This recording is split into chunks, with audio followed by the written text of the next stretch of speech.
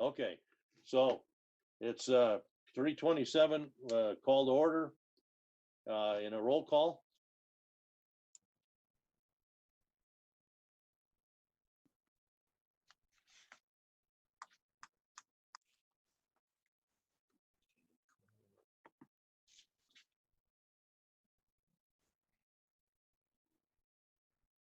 Carl Hayes, Here.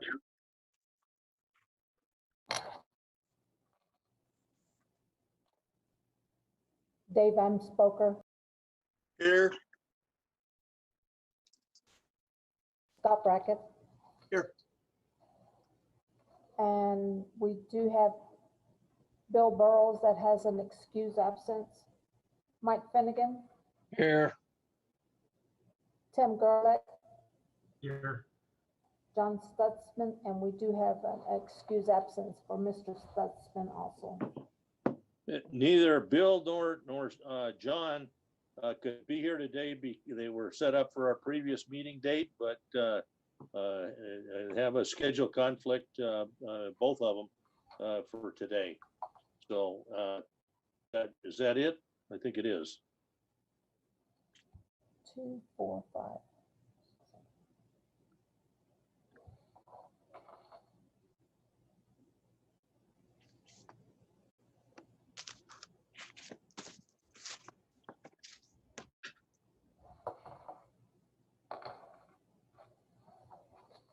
Yeah, that's it. We've got a quorum. There's the roll call.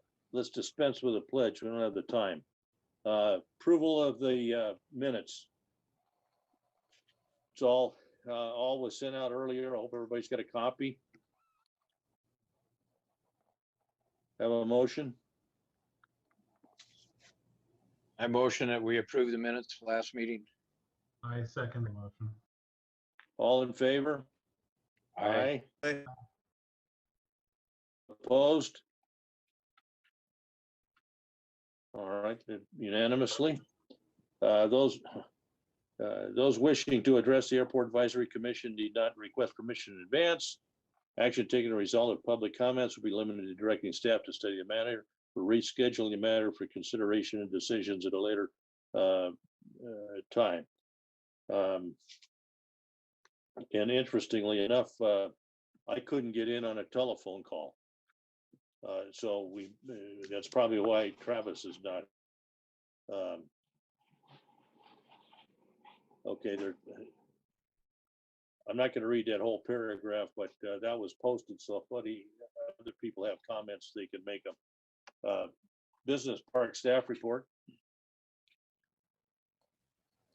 Good afternoon, everyone. I have an update that Bennett Bradley prepared, starting with our Facebook pages that we were approved for the airport and also economic development. The airport Facebook site should be live by next week. We're getting all the information together and getting it ready with some posts that have already been prepared. So that's a good thing. The Industrial Park Roads paving grant plans are 90% complete.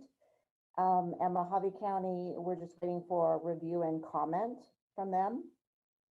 An update on the 1,800-acre land sale.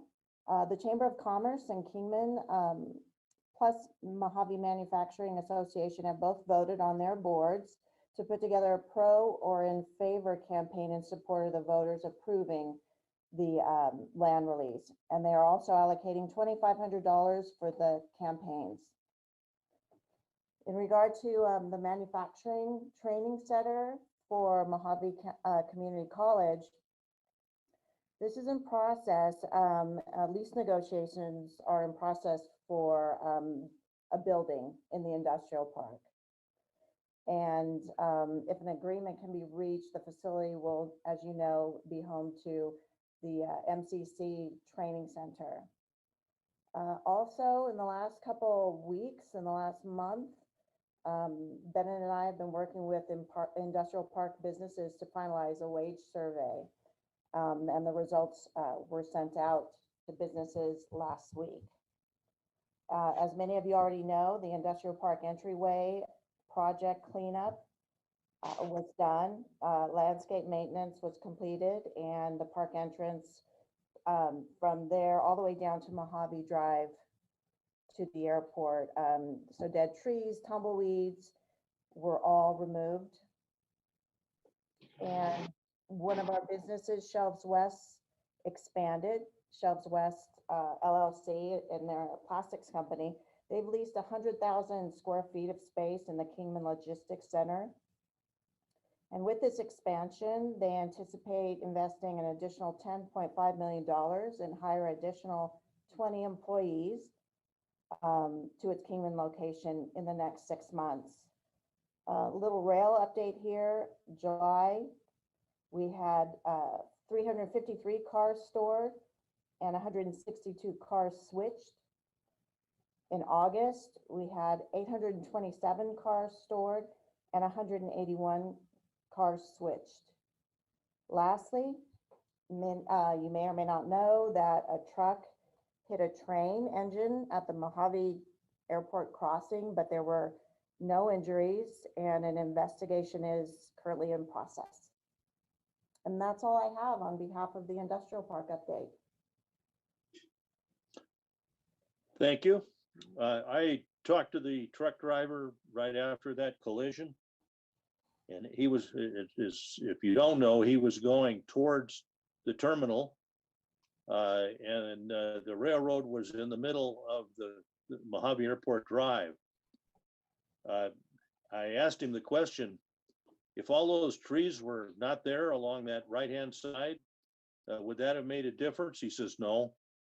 And in all honesty, it was obvious that if he had been looking at all,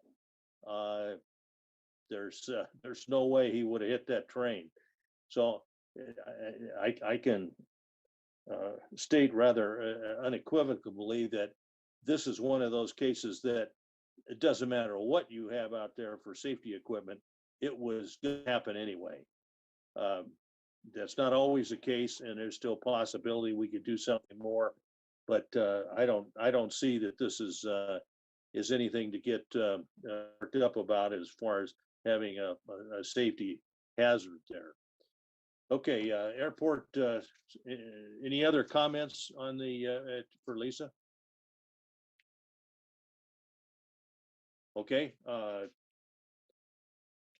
we'll have the airport staff report.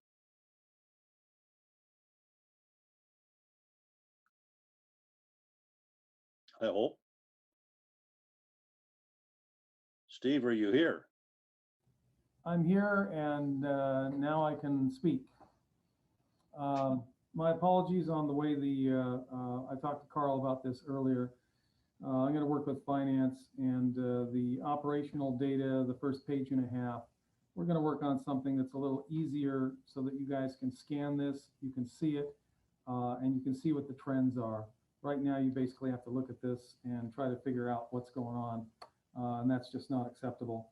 In regards to fuel flowage, July, total of 13,135 gallons. I'm rounding up here. Of that, 3,453 were avgas, 9,682 were Jet A. And again, given the fact we just started a new fiscal year, the total amount of fuel sold is 13,135, rounding up. In regards to airport revenues, July of this year, 104,905, and August airport revenues 107,181. Year-to-date revenues for this fiscal year 212,086, and I'm leaving the cents off there. Airport expenses to date, again, beginning of a new fiscal year, $106,021. I'm sorry. That's, yeah, year-to-date expenses. Expenses for this month, August, $65,008, and total encumbrances, $30,686. Regards to the FAA and ADOT coordination, the runway grant is moving forward. We're going to have construction start on the 12th of October. That will go on for 33 days. We'll have the airport closed for 3 days. That's when we do the intersection of the crosswind and the main runway. Don't have a date for that yet. We'll be getting notices out to everybody in regards to that. City Council approved all the contracts, everything's been sent out, so that's moving forward.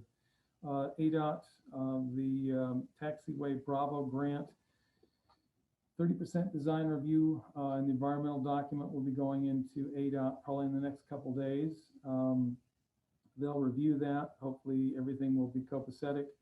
Right now, when we get into the grant offer from ADOT for the first phase of construction, we're looking, excuse me, that'll be about 1.3 million.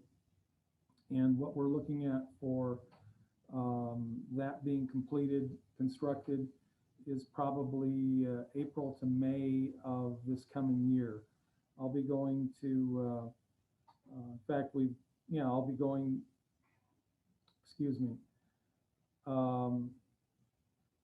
We should have 100% design on that done probably in the next 2 or 3 months.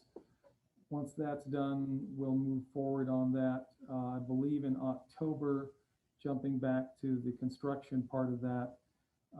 That'll be going to the State Transportation Board, I believe in October. So we should be getting a grant offer from ADOT for that 1.3 million to build that first phase in October of this year. And again, we anticipate, if there are no major snafus, construction being done April or May of this coming year. CARES Act grant, we just need to do the paperwork, submit that in to get the funds. That should happen this coming month. And then we'll start moving on getting that constructed probably in November or December of this coming year. And I think, as you all know, FAA's offered us a drainage study grant for the airfield, all taken in consideration. I think it's 182,000 with our match. So I anticipate that we'll get a grant paperwork for that probably sometime after the 1st of, probably sometime in the next month, 1st of October.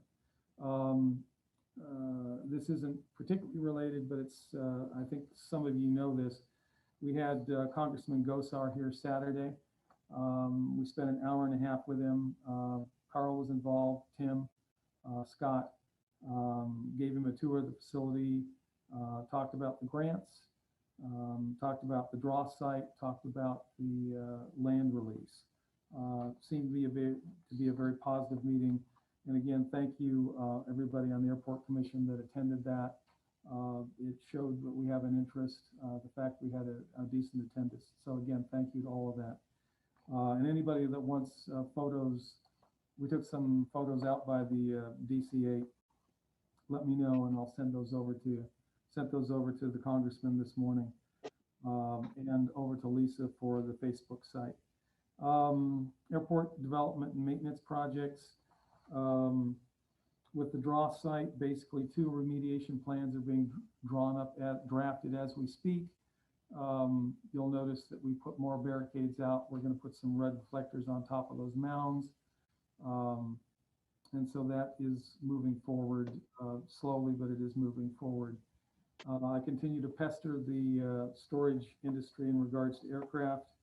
So that moves on, and I'm trying to move this around to where we have time here. So I apologize that I'm moving quickly. The pilot's lounge is complete. The CTAF combination will get you in either combo lock door. So as I understand it, that's pretty much done. We'll put some signs out that say Kingman Army Airfield Pilot's Lounge with some wings. I'm waiting for some wing artwork from Tim. Once we have that, we'll pass that along to the folks down at Public Works and get those signs made and put up. We had the mower down for about 3 weeks. It's been fixed. So you'll see us out there mowing the weeds again. Spraying, I think we're pretty much done with that at the moment. So hopefully that'll keep the weeds down. The 1,800 acre land release, we had a telephone meeting with them on the 16th last week. We submitted additional paperwork, so we're waiting for their review on that.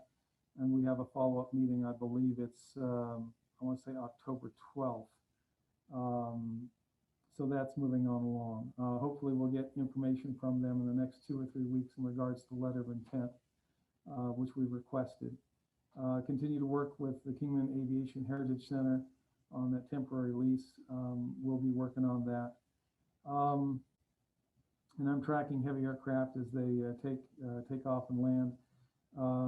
Dave's Memorial Blue Porta Pot has been removed from the field. So sorry, Tim, it's no longer there.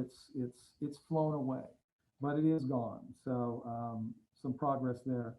We had a homeless person spotted near the administration building. Security is aware of that. That was just one morning, so hopefully that issue has also flown the coop. Have another party interested in hangar construction. You'll note as part of this document right after the report that I have a 7-page grant process list there. Our consultant will be reviewing that in the next couple days, but now we have something in writing in regards to what it takes to do an FAA or an ADOT grant here. BLM will be installing a small shade structure on their leasehold behind the chain link fence. I believe it's just to store stuff under, not an airplane, maybe a vehicle. ADOT will be interviewing the airport and other airports and developing a small, short airport economic impact study brochure. That'll be probably happening in the next 6 to 8 months. And you'll note that you'll see our sweeper out there on the airfield, typically either on Wednesdays or Thursdays on a weekly basis. This week, weather depending, we'll be out on the runways sweeping those. And typically we do that in the morning. So Wednesdays and Thursdays, you'll see the sweeper out doing its thing. Hangars and tie downs and all that good sort of thing. No big changes there. I'll be working with economic development tomorrow morning, and we'll start removing some of those cars from that hangar that have been sitting there for the last year or more. But that process will start to happen tomorrow. Hopefully we'll do it in all one fell swoop, but we'll see where that takes us. And that's sort of a short version of my report. Any questions? I have a couple of questions. You mentioned this before, and I think it's important, even though it seems like a small thing, but the tie downs and the chains and the markings of where the tie down aircraft go, to me, is really important. That's one of the first things that people come to see if they come looking at our airport. I just wondered if we could find out where we're at on that. Can we get a date when that will be completed? I've seen aircraft actually pull up, get out of the airplane after they shut down and find out they only had a chain missing or something and had to move the aircraft again. And I went out there this weekend and looked at it, and it's really hard to tell where you're supposed to even be. As far as the markings, Mike, we'll work on that. We've discussed it, just haven't followed through with it. So we'll schedule a time, and I'll get back to you in regards to the timing on that, in regards to markings. What we'll shoot for is 2 rows.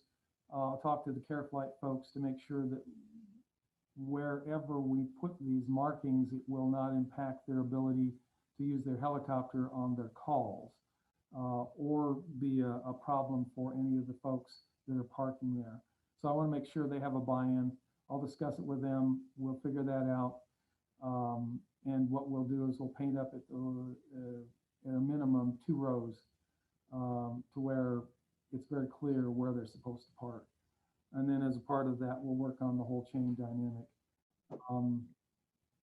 Again, I apologize on that. It's just been, there've been lots of projects and that one slipped through the cracks, so my apologies there. Thank you for the question, though.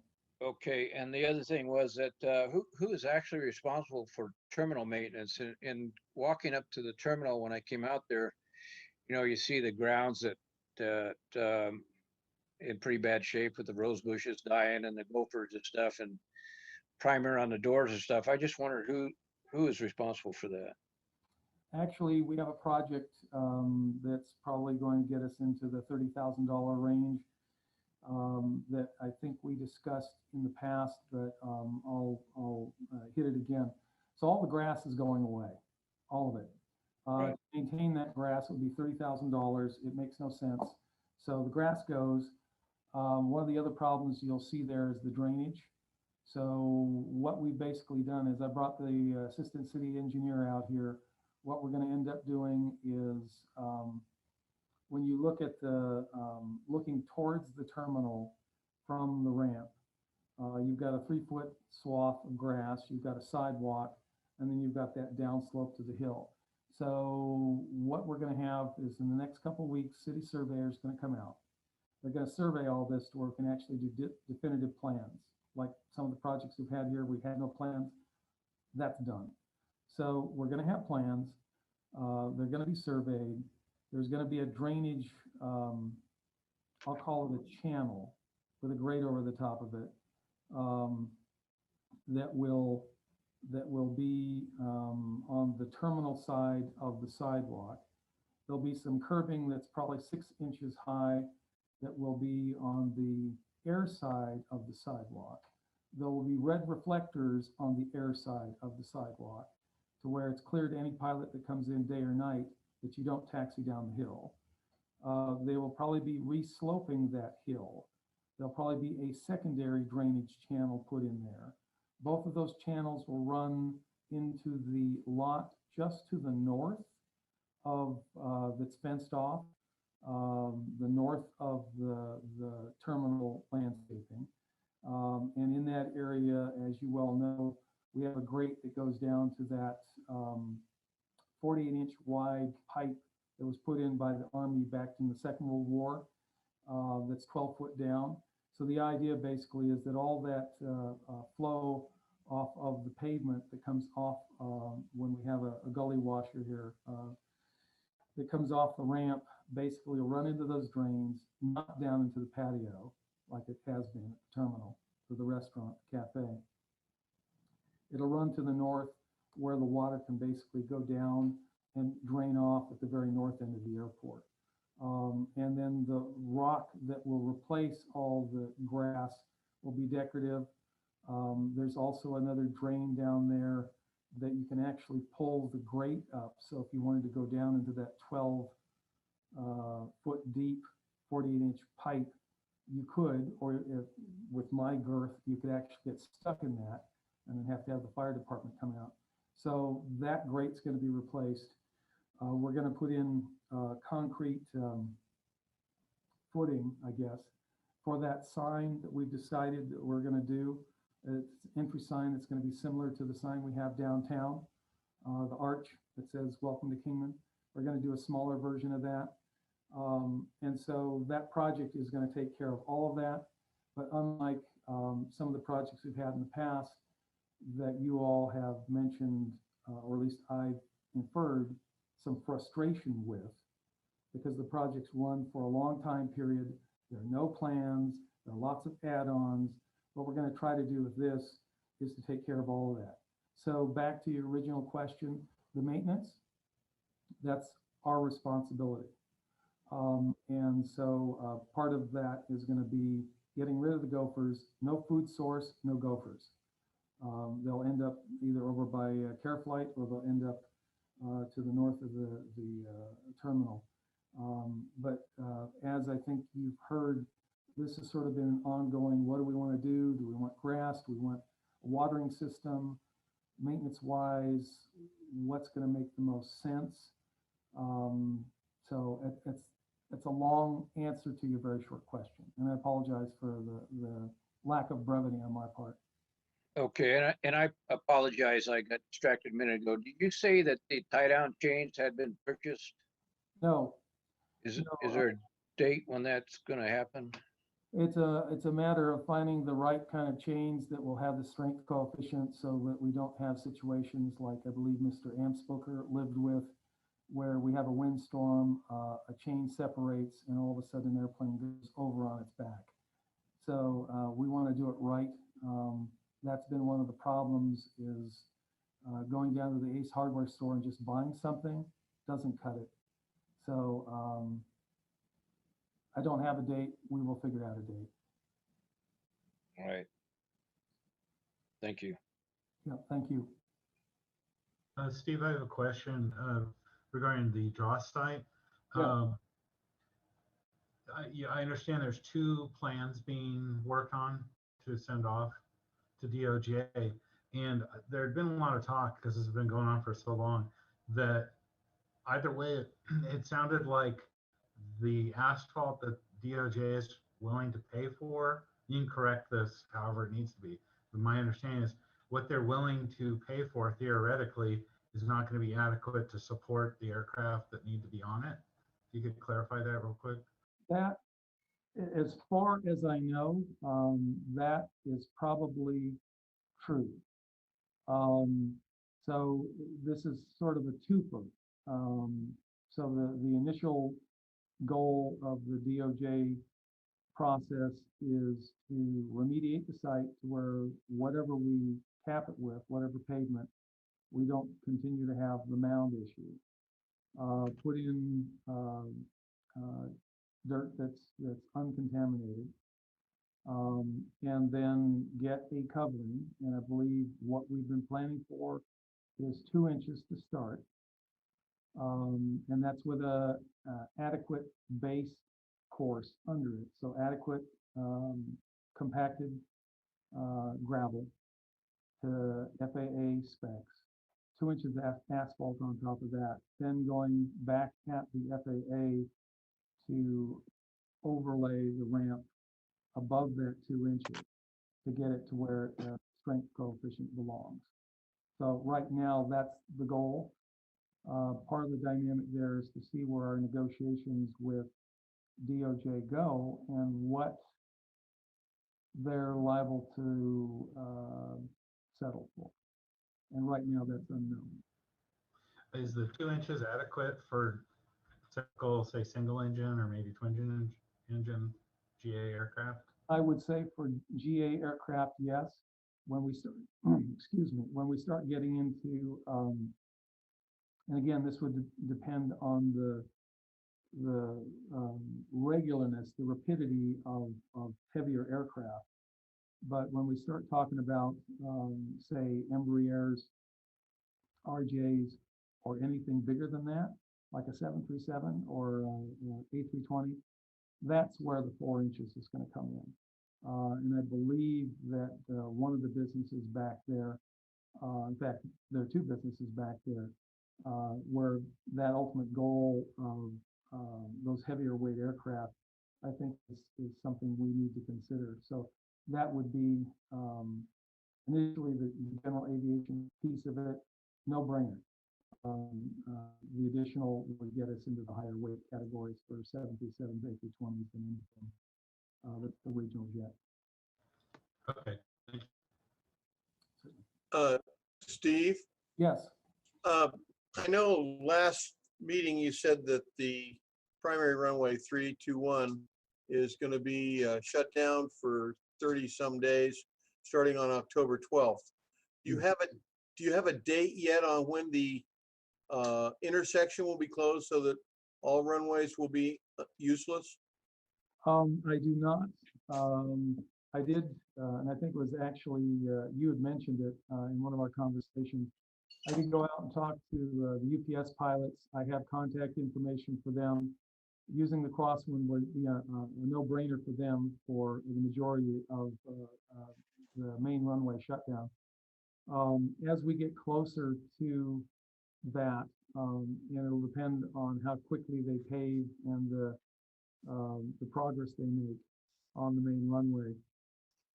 at that point, then I'll get an estimate and have phone numbers to where I can get the word out, hopefully a couple weeks ahead when we have the actual shutdown for the both runways. So you don't think it's going to be in the first week then? Oh, no. Correct. The intersection piece of it will probably be the latter portion of the project. So I would say if we're starting on the 12th, we're probably talking about either late October or early November, I would guess. For Halloween. There you go, trick or treat. You're going to have a standard pre-con meeting, then pre-construction meeting with everybody that wants to attend. I take it standard one that we usually have. We've had. Yeah, before. we've had a pre-construction meeting already, but I can make a point that Because at the other ones, we've had all the players from the airport that wanted to come, any tenants, they're there. Any questions were answered. It makes it real easy for everybody. we can do that. Yeah, that's advisable because that's the way it's happened before. Yep, no, we'll do it. In fact, what we'll try to do is do it that first morning on the 12th.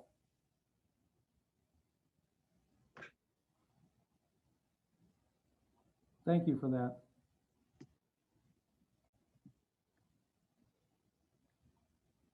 Anything else, Steve? No, that should cover it. Okay, I have a couple of points for you. On the income, if I understand this correctly, we're actually doing a little bit better the first 2 months or 3 months of the 2 months of the fiscal year than last year. From what you could tell so far, looking at all the numbers, are we close to being where we were last year as opposed to, the bottom falling out? Or does it look like we might even be ahead? Really can't say. I don't know if, I'd actually have to talk to Tina. I don't know if those increases, we've had a couple of tenants that have been behind, almost to the tune of a year and a half in payments. So that could be part of the dynamic. Part of the dynamic could be those new airplanes that came out here. I believe there was 40 or 50 of them a couple of months ago. So that could be part of the piece as well. Haven't really studied it down to see where those increases have come from. Okay. On the thickness of the asphalt, my experience over at San Diego is that if you put 2-inch in, it'll last a long time, but it'll break up and it's a pretty constant repair job. For small twins and small single engine airplanes, 3-inch, and if you seal it once in a great while, it's enough. But for big airplanes, it's got to be 4. So you're right on what we experienced in 2 or 3 airports over there. Okay, I have a question that I'd like input on from everybody really. We're going to be looking at utilities for hangars on either side of taxiway B. And to me, it's a real question. Which way do we face them? Because they're really out there in the wind, and Paul has made it, excuse me, work pretty well, where he's facing into the wind, but he opens it up a little bit if that's what he wants to get airflow, because he can open up the back, or he closes it. But that's a little different than if you're talking about getting an airplane out. And my experience has been, I really would not want to have built this building with the door facing into the prevailing wind. So it's easier on the first one if we put them on the outside, that is the south side, face it where they got their own ramp space, and then into the taxiway. But what about where we have the 2 existing hangars? Do we turn those around? Then I don't care what we do with those 2, but I'm talking about the utility issue. Because we're going to have to put, assuming we're going to put hangars there, we're going to have to do that as far as the utilities are concerned, as part of the dross repair. or we're gonna be busted up new asphalt, which we don't want to do. So if you have people that you know that have really have thought about this, please ask them and let Steve or I know so we don't make a mistake here and this gets laid out in a way that's going to work the best. Carl, if I may interrupt, I think our consultant's time bound here, so I'm wondering if we could switch things around on the agenda and jump into the aircraft storage and rate speed analysis. Okay, no, I'm fine. So what do you want to go to next? The rates and fees analysis. Oh, D, okay. Yeah. All right, so we're through with A and we'll switch to D. Go ahead. And I believe Kurt's online there to give us a presentation. Hi there, Kurt. Hi, Steve. How are you? Members of the commission, nice to talk to you and see you today. We've been pleased to be working with Steve and his team and this rates analysis for the airport there. I'm going to turn it over in just a second to Justin on our team to go over our findings of the comparable study of the 15 airports. We've prepared a report that Justin will share and establish the current practices or the current rates that you have, and then some of our recommendations relative to just following the FAA guidelines and policies relative to rates and fees. Not a lot of new information there, I think, for you, Steve. I think that we've been working together and you appreciate the feedback that you've been giving us. Certainly want to ask any or answer any questions of the commission or on this topic after Justin gives his update. So Justin, can you share your screen? Yeah, sure. Let me do that quickly for you guys here. Can you all see my screen? Yes. Yes. Okay, so again, my name's Justin Castagna. Nice to be here with you all today. I hope that you have all had a chance to see what I'm going to go through very briefly today. I'm going to make the assumption you've all read it, but I'm just going to give a very quick high-level overview of kind of what we did for you guys and then open it up to questions and discussion at the end. So we worked with Steve to kind of create a list of 15 different airports in the state of Arizona that was pre-approved by Steve before we started. And we started this process to gather a bunch of information shown on this exhibit here.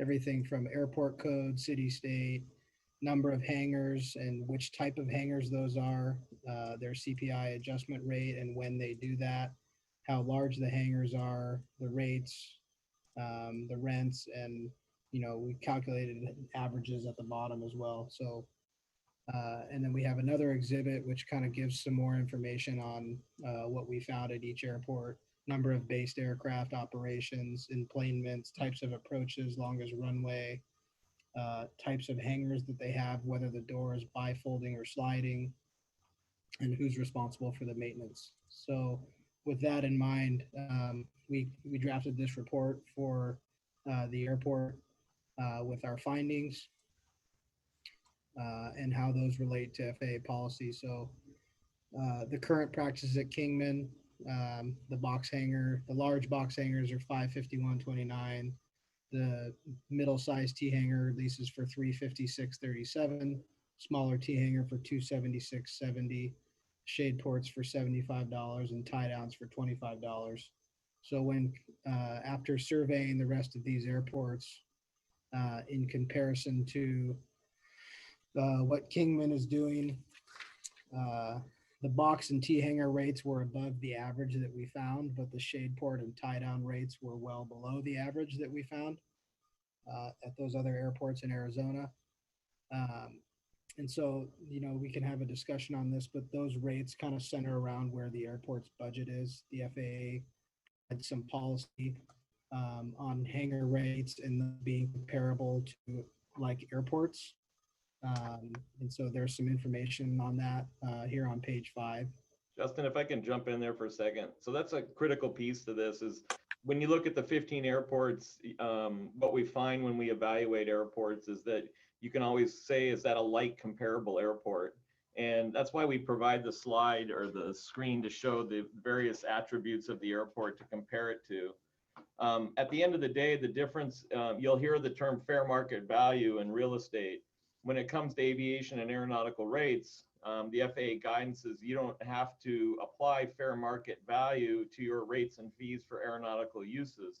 You do have to provide fair market value if you were doing non-aeronautical rents to industrial or commercial uses.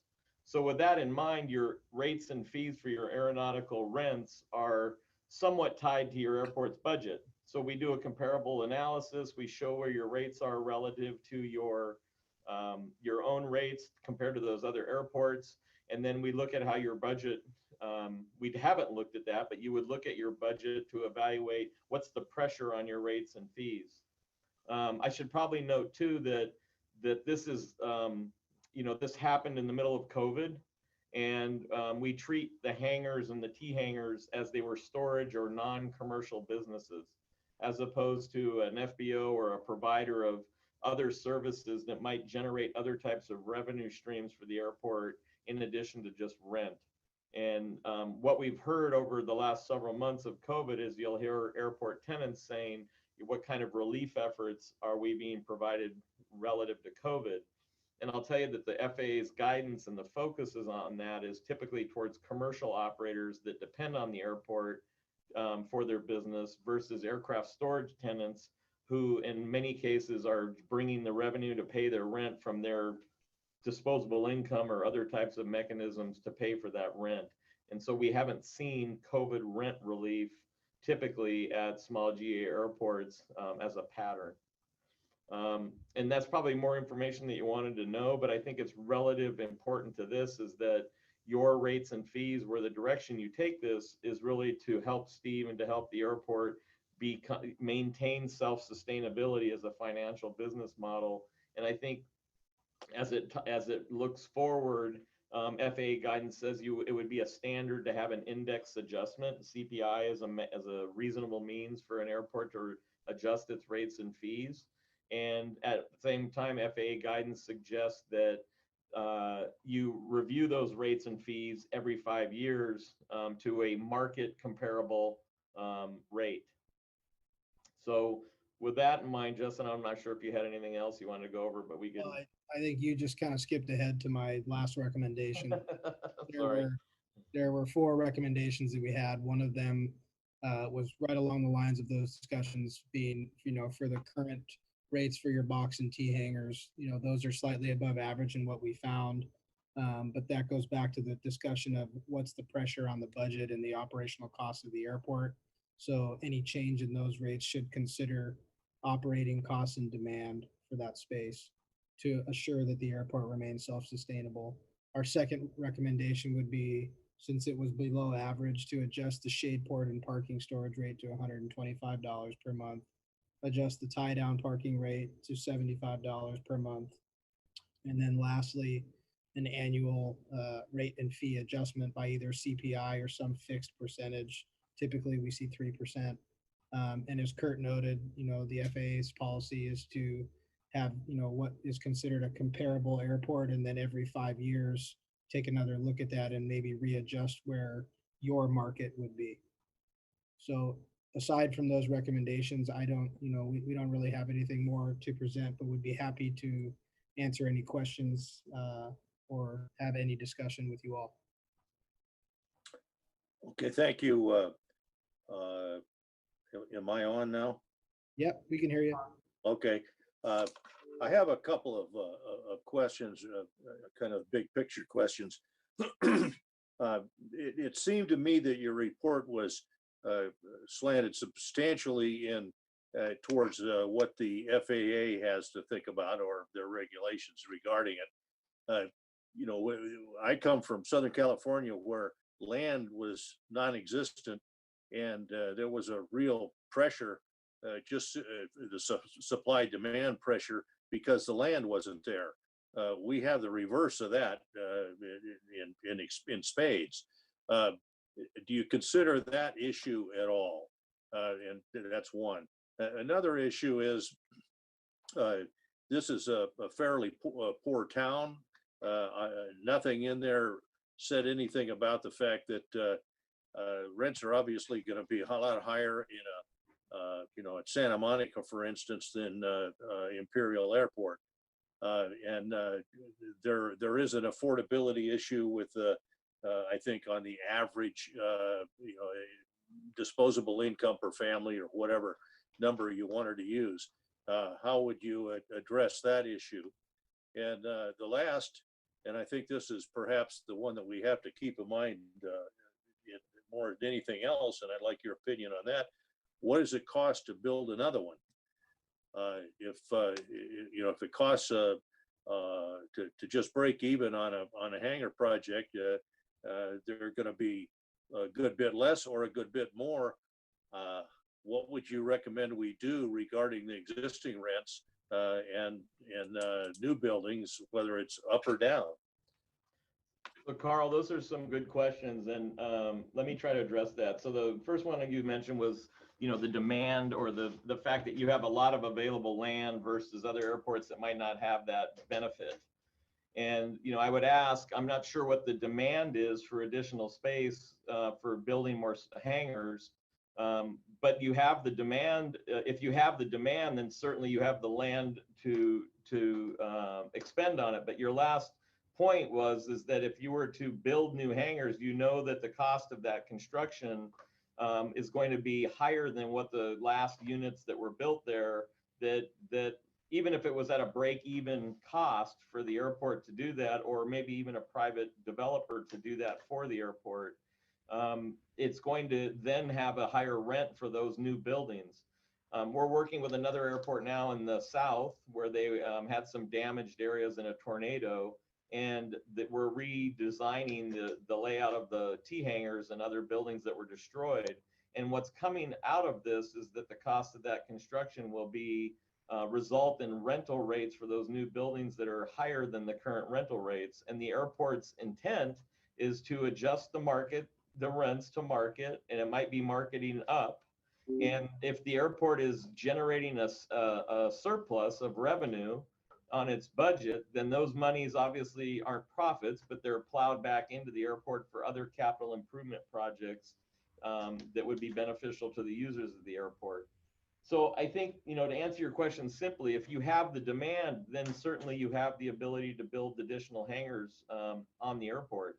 If you're going to do that, it's probably going to come at a cost of a higher rent for those new units, which will then allow you or cause you to have to look at what your existing rents are in relation to those, a feasibility study of what that new construction is going to result in, what rents will be necessary. And then lastly, you mentioned the economics of, you can't compare Kingman obviously to Santa Monica or LA, and that's very true. But so that's why from the FAA's perspective, we did a comparable analysis of what other airports are charging for their aeronautical rates. We didn't apply what's typically done in an appraisal, is a factor for the socioeconomic impacts that might adjust those rents down. So ours is really just a pure rent rate survey compared to what other airports with other like attributes are doing in order to help you establish your rates and fees on that basis. The FAA and the guidance, and I wouldn't say our report was slighted towards the FAA, but realize that's the umbrella policy that you have to follow for rates and fees, establishing rates and fees, so that you're consistent with your grant assurance obligations when you're taking federal money. So that's maybe why that perspective there of that we're working underneath the umbrella of the FAA. I think if we were to do an analysis, though, of the socioeconomic climate in the two communities, ultimately what's going to drive the decision is what's the demand for space.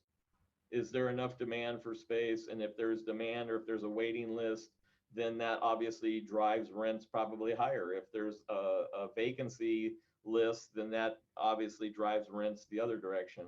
And so I think from our perspective, we were just looking at like airports within the Arizona area that could quickly compare to Kingman versus going around the rest of the country, because then we'd be arguing about the variables of those airports and are they really comparable to Kingman? So I hope that answered some of your questions. Yes, it did. Any other questions? Yeah, this is Dave. I'm talking about a couple questions here. How did you reach the annual operations for Kingman? I don't think there's a trip counter out there on the airplane runways. Good question. The only, the data that is so that it's consistent, you use is what's called the 50-10 data. Correct me if I'm wrong, Justin, but I believe that's what you use, is the 50-10 data from the FAA, who they track and collect from the airport operational counts. And it's probably, it could be understated in a non-towered airport. It could be understated, to your point, because somebody's not out there with a clicker checking it. At a towered airport or a 139 airport that has more data to pull from, they might be, I'll call it a little bit more accurate. But the 50-10 website, you can go to any airport in the country and find out a lot of operational data about an airport. So it's basically a wild guess. Well, it's somebody's estimate that was reported to the FAA, but short of putting cameras or some sort of monitoring and actually checking operations, we have to follow some sort of, I'll call it best practice guide to establish that number. Okay. Also, Carl spoke briefly on the economic differences between the communities that you surveyed. Obviously, Sedona, Lake Havasu, Scottsdale, those are all sociologically and financially far more sophisticated communities with higher degrees of finance. Likewise with Flagstaff. We as a commission did a survey of about 17 airports, and we came up with some different figures than you did. Some of the airports were the same. Those, ironically, were about the same. This study that we did was about a year ago. And of course, we're not near as precise or experienced as you are, but it doesn't take a lot of experience to call up an airport manager and ask him what they charge for rents and what the square footage was. We likewise went with the square footage and came up with some different numbers, and we're looking for an average, and our average was quite a bit less than what you're suggesting we keep. For instance, there are some airports out there that don't charge for tie down. And there are also quite a few airports that don't have any shade ports. So there's some fundamental differences between the various airports, as you have pointed out. But I don't really think in our financial situation in this airport, where we have over 200 airplanes stored for a larger amount of money every month, that we're necessarily in the financial straits that some airports that are strictly depending upon hangar rents for their income. I think our situation is quite a bit different than theirs. So you bring up some points that are not strange, not unique. If you took the 15 airports that we surveyed and you were to go through those airports and let's say eliminate some and then revise and then compare yourself to a revised list, you could, this average or your position within this list could change constantly. And you realize that's an interpretation based on some evaluation of whether it be aircraft operations, or are you comparing yourself to runway length, are you comparing yourself to the number of based aircraft? You could look at this thing 100 different ways and variables and come up with different averages. Yeah, you can do that with statistics all over the place. Yeah. Right, and what the point I want to make is that we were looking at pure numbers of what those airports charge for like facilities, not considering the fact that maybe Sedona or Flagstaff or others have, let's call it user groups that have more disposable income. That would require us to make interpretations of what people, when you get into a quote affordability, I don't know what somebody can afford to pay for their airplane to store it, but I can analyze what it costs, people in different markets to what rents they charge. And I typically tend with T hangers to focus on the unit cost and not the per square foot cost.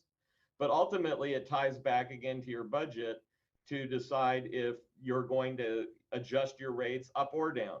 But having said that, that's why we did use the FAA guidance, because ultimately the goal for the airport is to be self-sustainable. That means to be as self-sustainable as possible with the revenue sources that you have. But airports that are better than self-sustainable, that are making money, if you will, are reinvesting that into some of the other things I heard in your discussions on the agenda, where you're reinvesting surplus monies back into the airport. And the truth is that FAA funding is going to become harder to get. And so being self-reliant on your own cash flow streams based on the demand for the airport to adjust your rates and fees is a probably sound methodology to follow. This is Scott Brackett. So what I'm getting out of this is our basis as a commission for discussion on where we're going to end up. I mean, this provides us all the A, B's, and C's and why the FAA does their methodology, and you incorporate that. It came up with your recommendation. I mean, this is a starting point for us to internally look at where we're at. Am I seeing this correct? Well, so we've provided you a roadmap, if you will, of what the policy is and what our findings are. How you take what you do with that data, I assume there's a protocol within the community. Sometimes it's through the Airport Advisory Commission, sometimes it's through the council or the county or the state. It just depends on what your process is for approving those rates. And then how that fits into your airport's overall budget. And what reason why we again apply those FAA policies is we don't want to see you follow a rental rate or a rate and fee schedule that might be called into question by some FAA audit or inspection to find that you're not in compliance with your grant assurance obligations. Sounds good.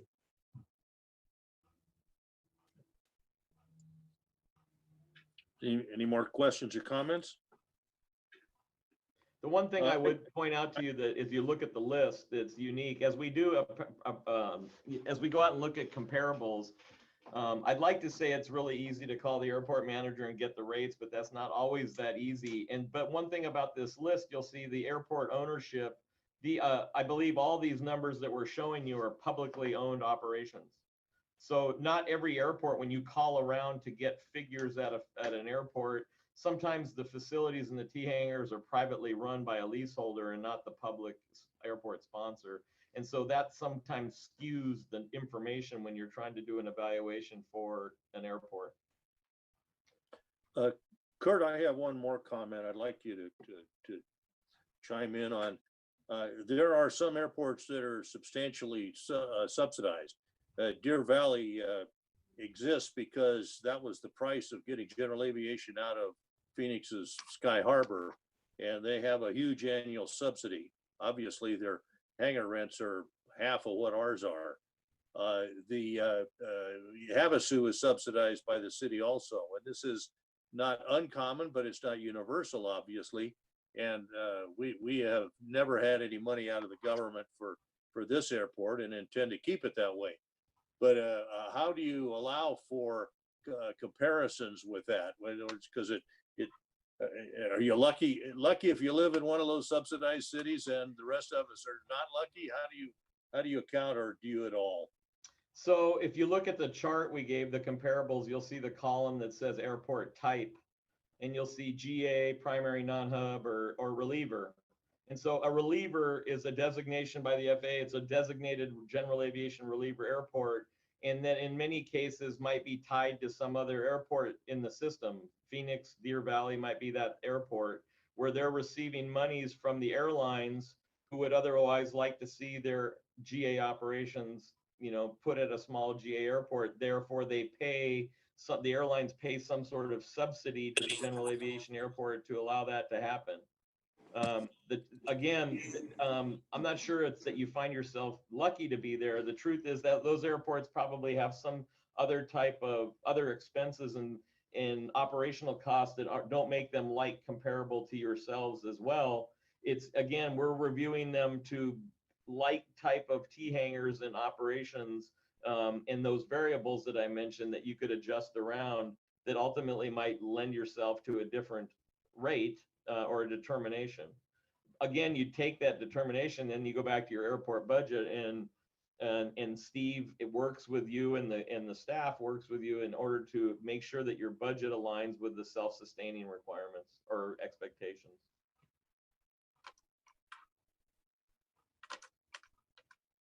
All right, you have anything, Steve? No, I think Kurt covered a lot of it. I think this gives us a lot of information, as Scott outlined, to basically have some in-depth conversations in regards to the budget and our reinvestment in the facility. What seems to be a simple dynamic here simply isn't. Yeah. Steve, if I may, take a second to ask, so what's the demand for, are your facilities 100% occupied, or do you have like a percentage of vacancies that you can share? The hangars are pretty much, I think we might, out of what the current number of hangars we have, we might have, I'm thinking 3 vacancies, maybe. And do you have any non-aeronautical uses? There's one that tomorrow morning is going to be taken care of. Beyond that, no. So for the commission's benefit, if you had if you had vacant hangars and you were permitting non-aeronautical uses, the FAA does have a policy on that, and that they would discourage it. But if you allow it and they allow local control to decide, you would have to charge fair market rate for that hangar. So if you were getting, let's say, for the sake of discussion, 10 cents a square foot, and the commercial property across the street was 15 cents a square foot, you'd be charging that non-aeronautical user 15 cents a square foot to be in compliance with FAA policy. Obviously, the goal is to have no non-aeronautical uses and to use the hangars for aeronautical purposes. But so there's a lot of variables that go into the discussion as it relates to how you establish your rates and fees for the airport. Ultimately, the goal being that you provide Steve the tools that you come to a determination that you think your rates are comparable, quote, competitive, but that his overall budget for the airport is one that makes sure to protect the airport for the long term financially. Well, Kurt, you really raised a significant point. If you have a private operator that comes in and builds a hangar project, and he doesn't fill it up with airplanes immediately, he could charge anything he wants for non-aeronautical use at that point, can he not? So that's part of our business model is we do airport development, and if we came in and took 15 acres of land and built some T hangars, we would be doing that on a brownfield lease with you, and at so many cents per square foot. And let's say we built 50 units. At that point, we're paying you ground rent for 50 units, and we're establishing the rent based on whatever the pro forma that we created in order to get a return on investment for what we were building there. And so in that case, we would be competing with the airport for tenants. And as a developer, I would be coming in and looking at the airport and thinking, okay, if all the T hangars were publicly owned and I'm the only private operator there, and it's going to cost me new construction X and I have to charge Y to recover my return, I might not be as interested on that development because your cost of doing business is much cheaper. Having said that, as a consultant, I might be telling Steve to say, Steve, look, you're the best developer there. You should be developing those hangars with that surplus money that you have in your budget if you have demand to support it. And you're probably going to be in a much better position to provide competitive rates than I can as a private developer, because my expectation on return for investment is going to be much higher than yours. So it's a very, you know, it's not as easy as it sounds, but the downside to the developer, if I have that 15 acres and I'm investing whatever money it costs, you know, $1 million, realize I'm at risk for all that vacant space. Because I'm sitting there with vacant units paying the airport ground rent while my hangars are vacant, which is going to cause me to drive my rates down just to recover something. And at some point, I'm going to be charging less rent than the city or the airport is. And there you have a financial crisis potentially brewing for your airport budget. So when you talk about having available land, you really want to tie that to what's the demand, real demand, not you know, not people saying, well, I want a second hangar. You have to somewhat validate that demand before you start making those investments. So instead of building 50 hangars, build 6. But that it is an interest. Again, it goes back to your airport budget. All of this ties back to your airport budget. And for, you know, those of you that are pilots and users, you want your airport to stay healthy. You want the airport to stay financially healthy because that's what's going to protect the airport politically in the long run. And becoming financially healthy in today's economy is much tougher because of the fact, besides COVID, it's just the federal funds aren't there like they used to be.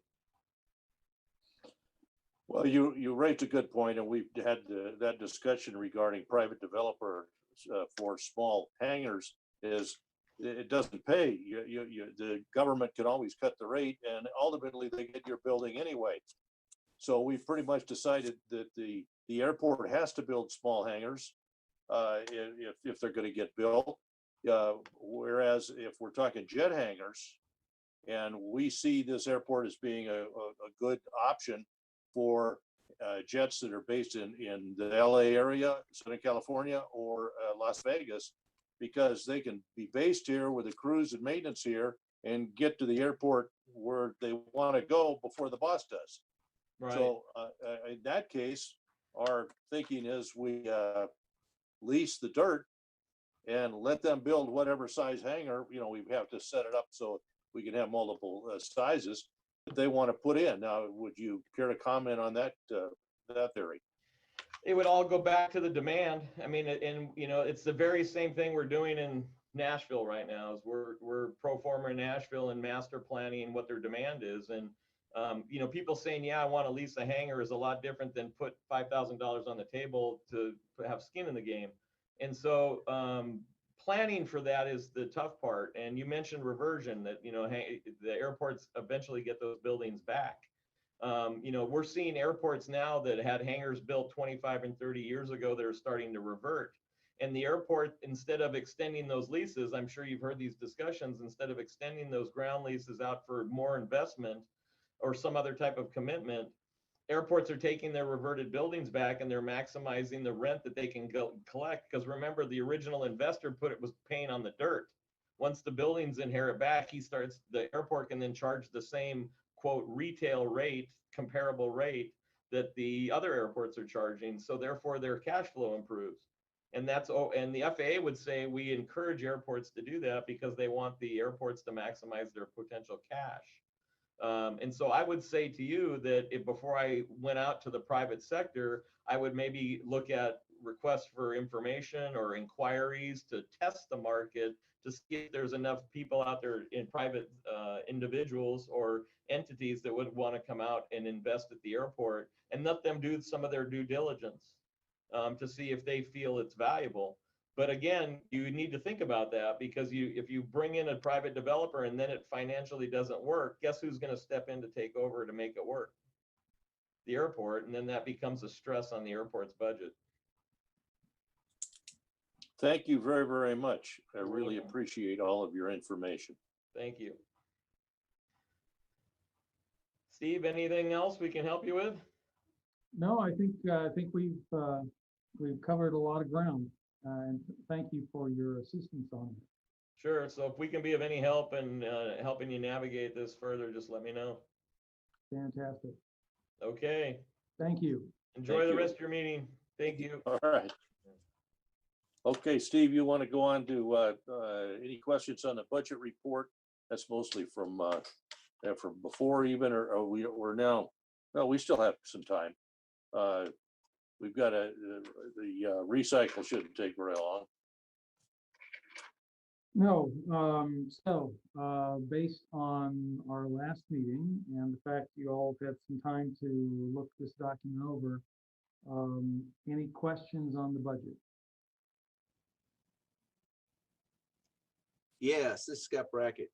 One of the items was a lease for a tractor. Is that part of the budget? I got so many pieces of paper here. I just want Pardon me, you've skipped, you've jumped.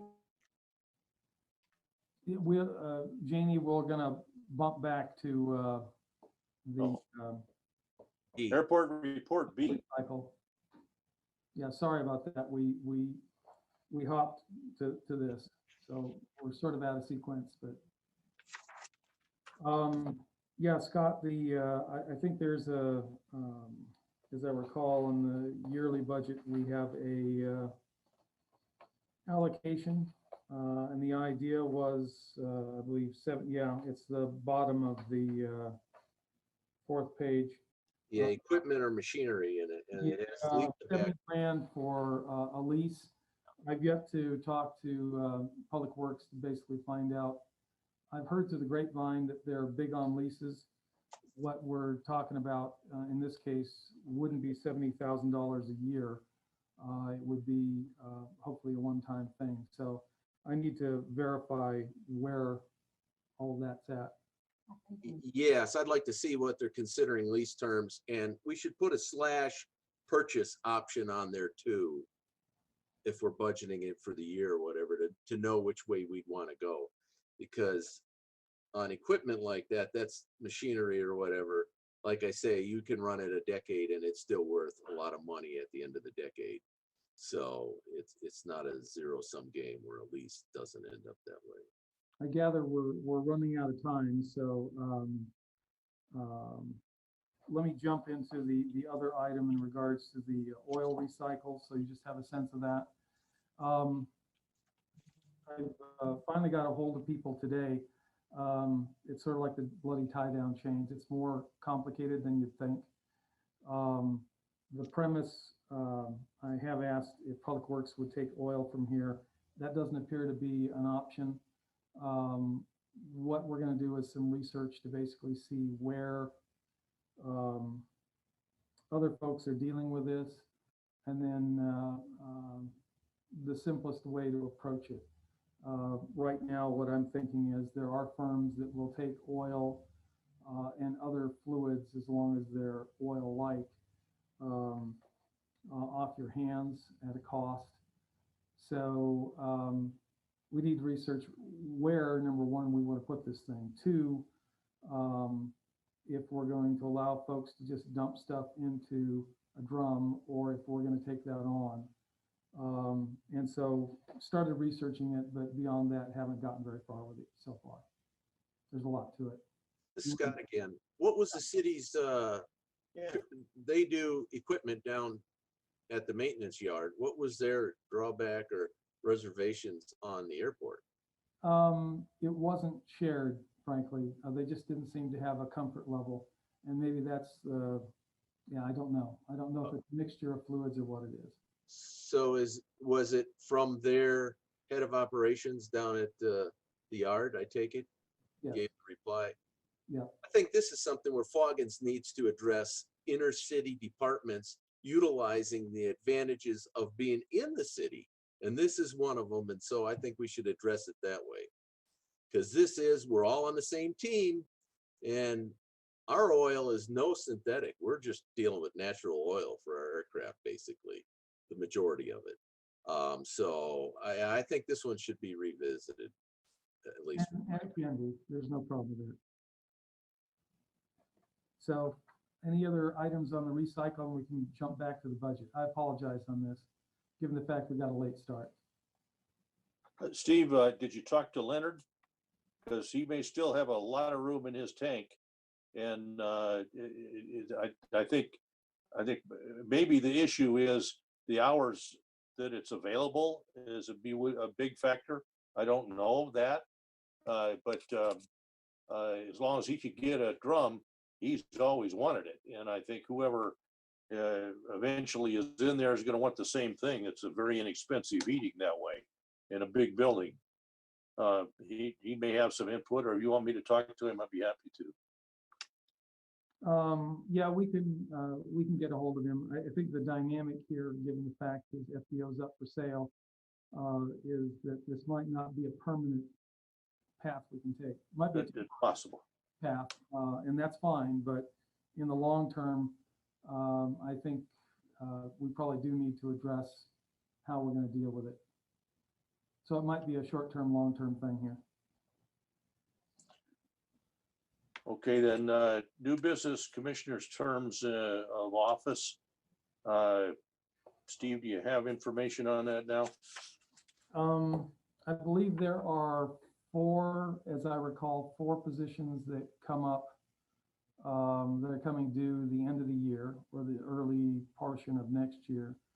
I believe Mr. Finnegan, I believe Scott, I believe Mr. Stutzman, and maybe, I'm not sure on this, the position that Mr. Burrows is in because he stepped in for Mr. Rucker, I think. And my understanding of the process is I need to make a phone call to the city clerk. I believe she put some advertisements out through the city council and through the boards downtown. I don't know if they put anything in the newspaper these days or not, and ask for people who are interested. Anybody interested submits paperwork or interest to the city clerk. And as I understand it, then that goes to the city council and they select the folks that show interest. Again, that's just a phone call I made today to the city attorney, but I believe that's the way the process works. I don't believe that if, and I'm not sure on this because I didn't ask this specific question, if you choose to continue to want to be on the commission, I don't know that as of your due date that you're off. I don't think that's the case, but I need to ask that question.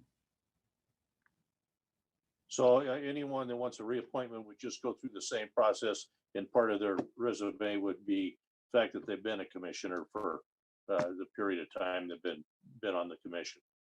That's my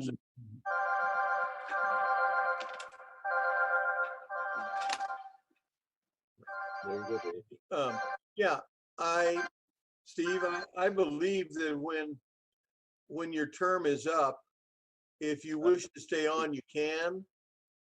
And it just takes a vote of the council for the first time, and the second time it takes like a super majority.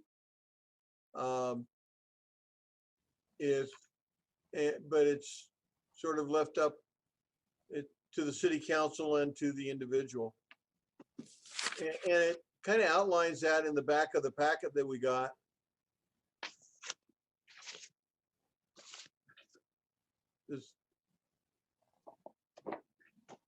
So that being said, and not to put anybody on the spot, and again, one of us isn't, two of us aren't meeting.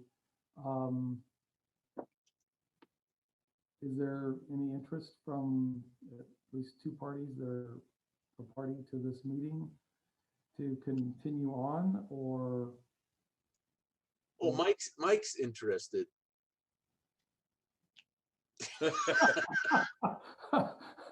I nominate Mike. So I think we're supposed to do elections at the beginning of the year. So at least that's how I read it. Janie was real good about putting that all together. It's in the very back of the packet that we got. This is the packet originally that you kept? No, this is the packet that we got with this. The 80, For this 81 meeting. pages. It's at the back of the 81 pages. I didn't get to that one. Okay. Yeah, it is the last two pages that discuss that under the commissioner's terms and offices item. Okay, so Yeah. we'll have to interpret that, and then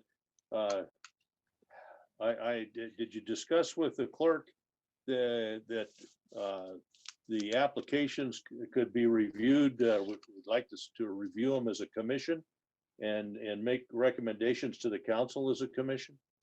No, I did not do that, but I can follow up on that.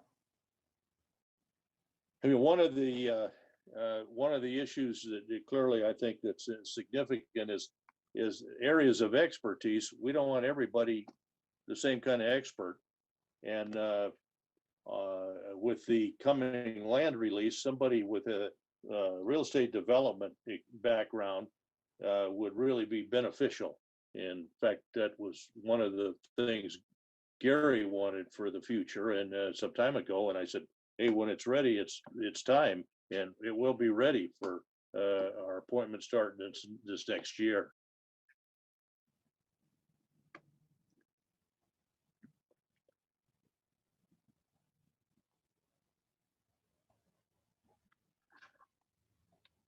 Okay. Any announcements from any commissioners?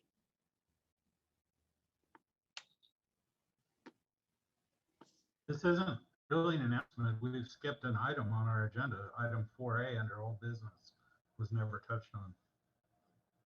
4A. Oh, the subcommittee. Oh, subcommittees, Are we yeah. going to move that or Yeah, what? we skipped that one. Okay, so, yeah, we went right into the airport staff report stuff.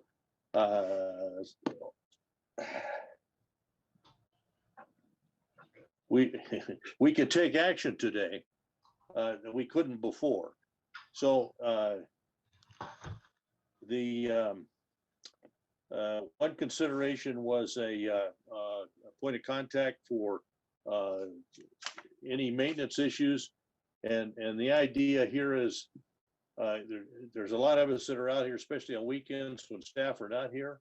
If there's somebody to talk to that is like part of the system, everybody feels better. That information could get conveyed Monday morning to the administrative office. And, that could be thefts or like the homeless or this kind of thing. I don't know that we need to put that person's picture in the terminal, but a notice that here's a number, after hours number, and maybe not, because there is an after hours number for the airport, like if the gate doesn't work. So I don't know who gets that phone call and how soon it is answered. But what's your opinion on this, Steve?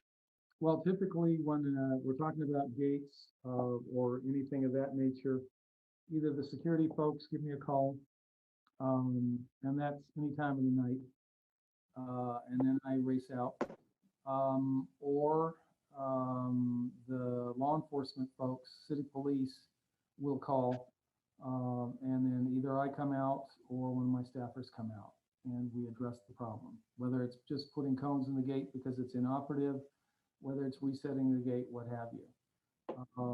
But between the security folks and city law enforcement, typically they're calling me, and if they can't get a hold of me, one of my staffers. Well, is there any sliver of where it would be worthwhile between 911 and the airport number? I'm beginning to think that there isn't. That if there's a pothole that developed out on the taxiway, your guys are going to find that in their inspections Monday morning. It's not going to get fixed over the weekend anyway.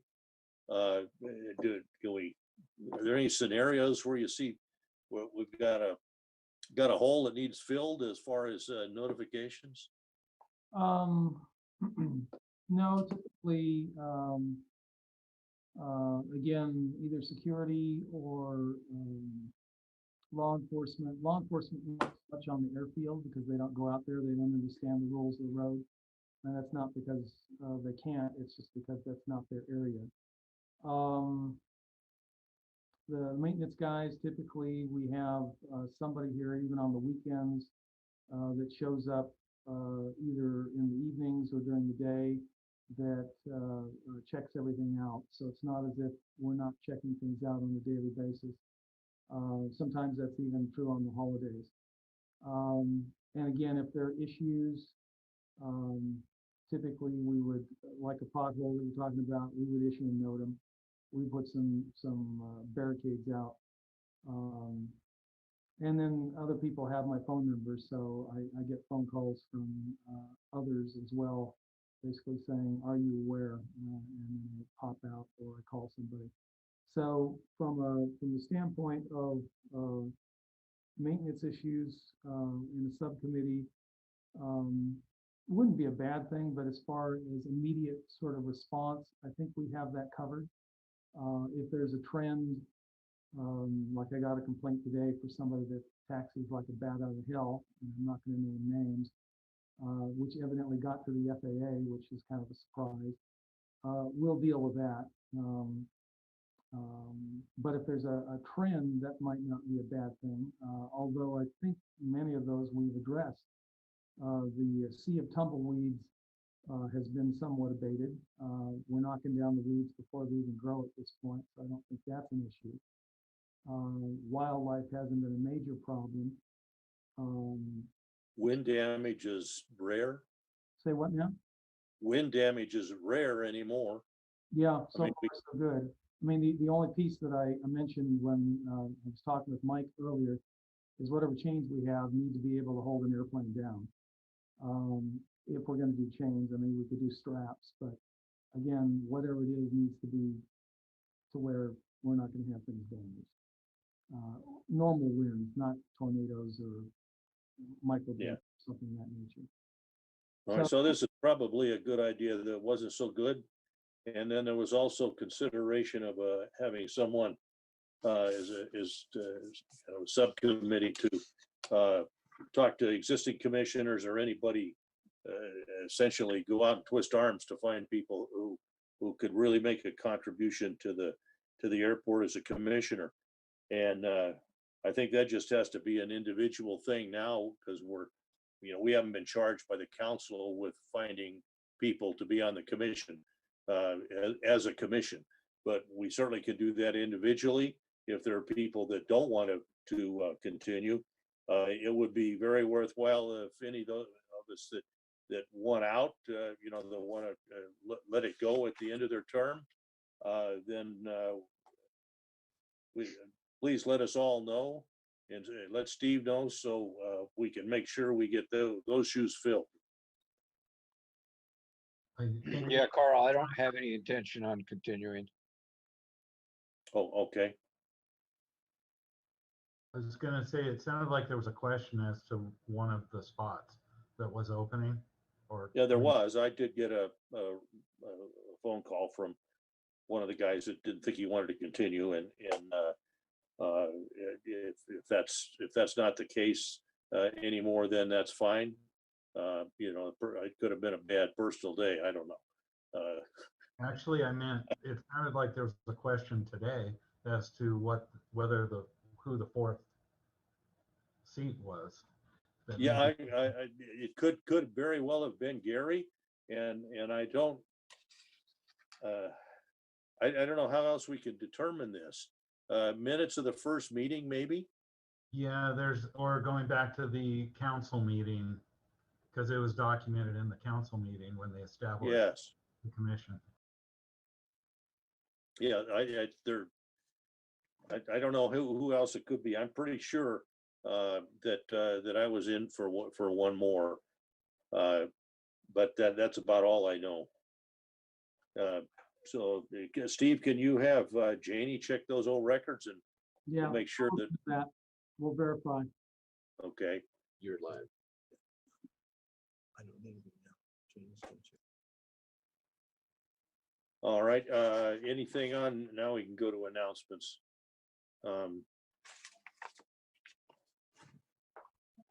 Any other issues that we can legally talk about?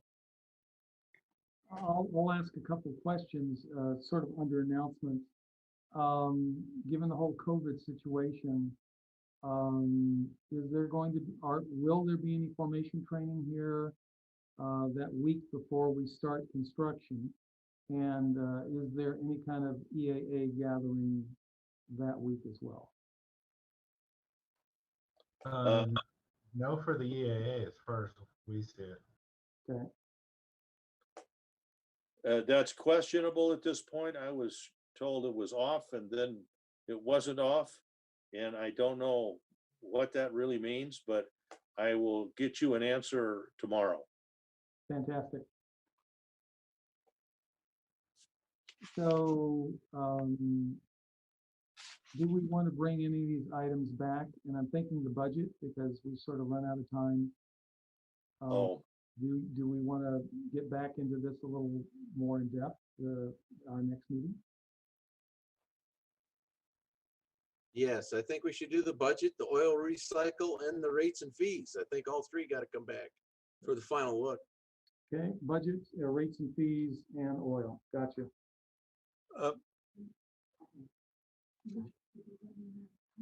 We had a subcommittee for rates and fees. Does that still exist?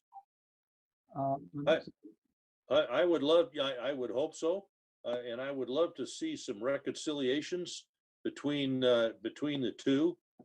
Okay. There's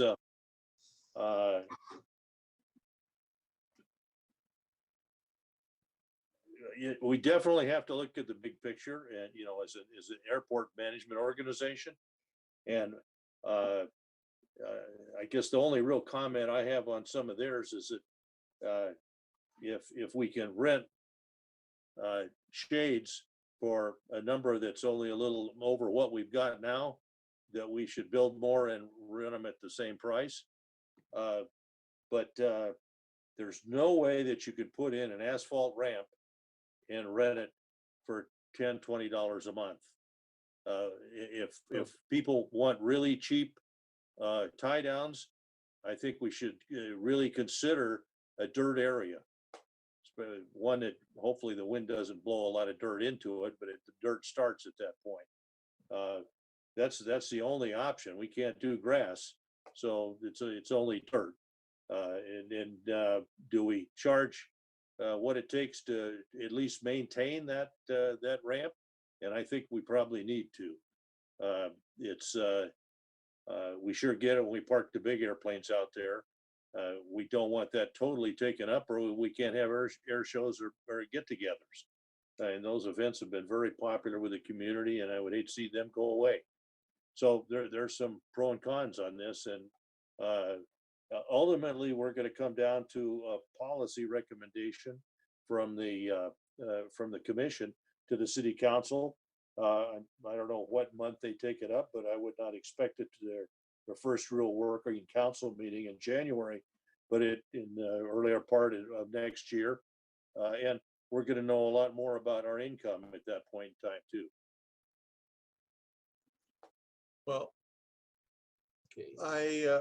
I'll be glad to get together with John and we'll hammer out what we think should be done. And then we'll bring it back to the commission at the next meeting. Yeah, if you've got reasons why their data should not be applied in this situation, I definitely want that to go before the commission, and we've got to make a recommendation. And you know, since we're all out here as pilots, it's easy to get finger pointed at, oh, you're just trying to feather your own nest.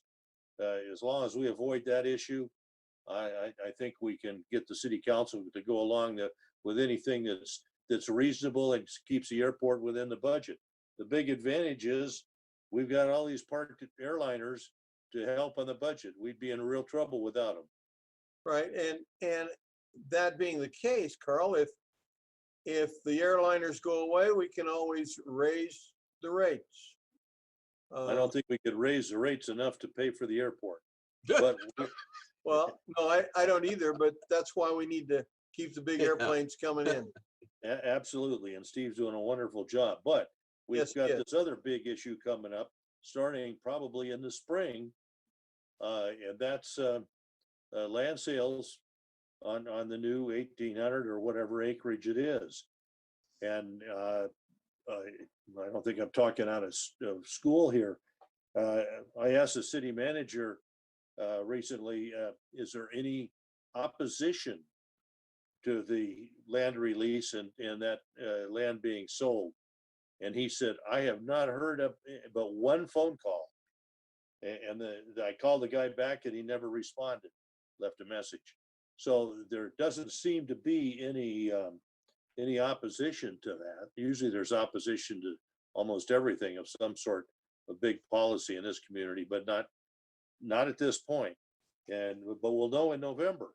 So that's there's a proposition 708, I think it is, that throws a real big income tax increase on people that are making a little bit of money.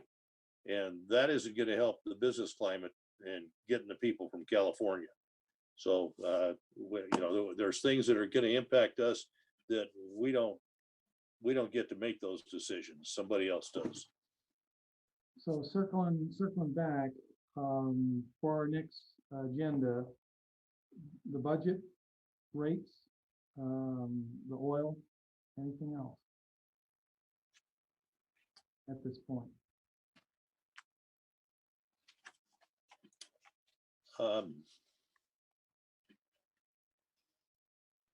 I think the issues of some of the capital investment, like the machines, can be handled informally. It's more a matter of a question than anything else. So I don't see a reason to bring that back as an item to discuss. There's nothing that we really need to worry about as far as the improvements that are coming on the grants, where we have to make life either difficult for somebody temporarily. I mean, we have covered that pretty much on the runway at this point, but I don't see anything on the taxiway B or the moving the fence or adding to the areas for the more parked airplanes. And you might mention, Steve, I think I'm still correct here, that when they do this work, they're not going to be using Mojave Airport Drive and tearing up our asphalt. When they do the work on the runway, they will indeed be using Mojave Airport Drive and then part of Flight Line, and then going through, as I recall, going through the museum gate, the EAA gate, then across the Dross ramp, and they'll be staging out on Bravo. When they're on field with any of the work there, at least so far, it appears that we'll be able to get a piece of the perimeter road graded, and then maybe a couple inches of millings put down and compacted when they're moving millings from the runway off the 3 end over to that road, and then placing it over by the crosswind runway. I believe it's 3-5 near the fence. But no, the coming into the airport, in and out, in regards to the paving trucks, Mojave Airport Drive is going to be their route. I was thinking about the Dross site. That's where we're a lot better shape, isn't that correct? Well, yeah, the whole Dross site dynamic, until we get those 2 remediation plans presented to us, we really don't know where that's going to be at. But clearly, in the long term, and this is sort of a broader budgetary question, 5-10 years down the road, we definitely are going to need to start thinking about how we're going to rebuild Mojave Airport Drive. I'm not going to say it's failing, but it's not in particularly good shape. The drainage is horrid. It was done on the cheap when it was done. It's not going to get any better. It's inadequate. So that needs to be dealt with. We can probably get some federal funding for that because it is the entryway to the airport at this point in time. Will they do all of it? Probably not. So we need to be thinking about that, and that gets you into a whole litany of different questions in regards to who owns the land, who has the right of way. We've never determined that yet. I've heard folk legends that go both ways, but I've not heard anything that's definitive yet. So that's another project, is to hire somebody to find out who really owns the land who has the right of way. We do have an agreement with the county to maintain that road, but what does that really mean? And then Flightline is another one where we don't have a whole lot of sense of what's going on. So just given the truck traffic here, the heavy use, at some point those roads need to be addressed. And again, Mojave and part of Flightline might warrant some federal grant action from FAA and maybe some ADOT match, but that's not going to cover the whole thing. So that gets into what you were talking about earlier. I think all of you sort of touched on is long-term infrastructure and how do we pay for it. And from my standpoint, if we can get grants from different agencies, that's the way to go, as opposed to trying to put that back on the tenants.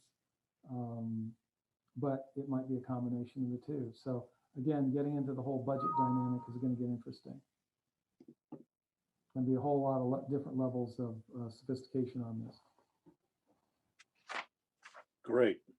Any other questions or announcements from anybody? All right, motion to adjourn. Anybody left? They're all there. Yes. We're here. I'll make a motion to adjourn. Second. Second. All right, all in favor? Aye. Aye. Opposed? Thank you very, very much. And hopefully we can find another way other than this Zoom, the next meeting. It'd sure be nice to be one-on-one again. So we'll see you next month. Thank you. Thank you.